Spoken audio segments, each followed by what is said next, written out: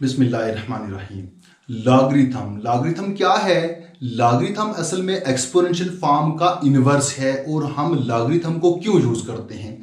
Y we use logarithm? Logarithm को हम इसलिए यूज करते हैं to solve exponential equation, to solve complex calculation, और to handle very small number और वेरी लार्ज नंबर। किसी बहुत ही छोटे नंबर को या फिर किसी बहुत ही बड़े नंबर को हैंडल करने के लिए लॉगरिथम को यूज किया जाता है, या फिर बहुत कॉम्प्लेक्स किस्म की जो कैलकुलेशंस होती हैं उनको सॉल्व करने के लिए, एक्सपोनेंशियल इक्वेशन को सॉल्व करने के लिए हम लॉगरिथम को यूज करते हैं।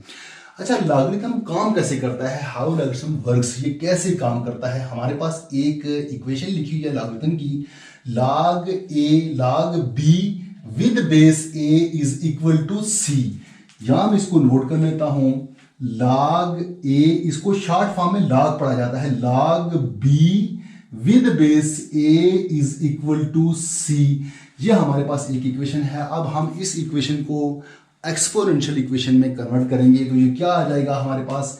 बेस वही रहेगी, बेस हमारे पास a वही रहेगी, जो इक्वल वाली साइड है c है वो इसकी पावर बन जाएगी, और यहाँ जो बेस थी ये जो इसकी b थी, b जाके इसके इक्वल टू वाली यानी राइट हैंड साइड पे आ जाएगी, a की power c is equal to b।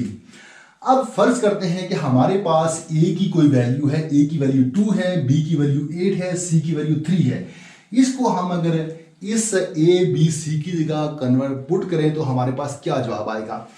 हमारे पास फर्ज करते हैं कि a is equal to 2, b is equal to 8 and c is equal to 3।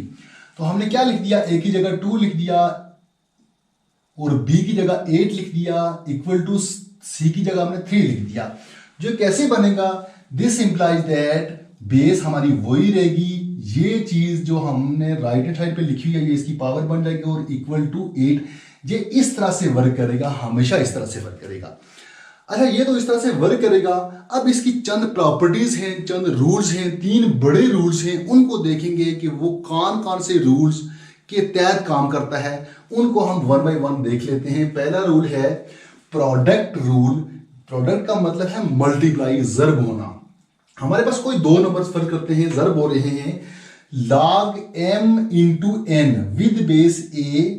अगर हमारे पास इस तरह से कोई 2 नंबर जर्ब हो रहे हों, फर्ज करते हैं, मैं इनको यहां नोट करता हूं, तो वो क्या होगा?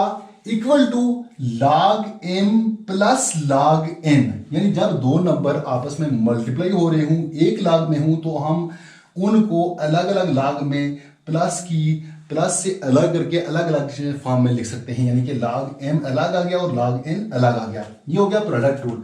अब इसी तरह है क्वोशंट रूल। जब डिवीजन में कोई चीज लिखी हो तो log m divide by n with base a है, अगर है हमारे पास, तो इसका क्या होगा? जब डिवीजन में होगा तो क्या होगा?